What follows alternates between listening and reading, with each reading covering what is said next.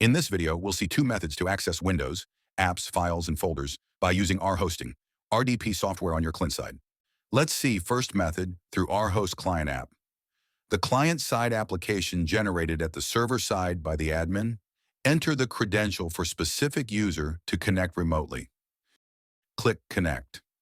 To know how to create the client-side application, please refer the server-side video mentioned in the description box. After successful connection, a floating panel appears on the left side of the desktop screen. Just click on the application icon assigned to you to access remotely.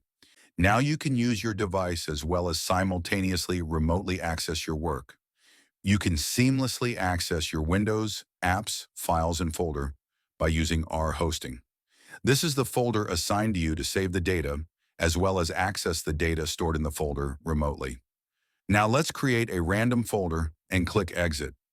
That's it for the RHost client app. Log out, click Yes. Let's see the second method through web access.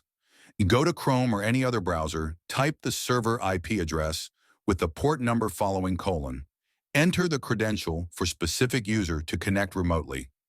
Click Connect, similar to RHost client app connection. A floating panel appears on the left side of the web page.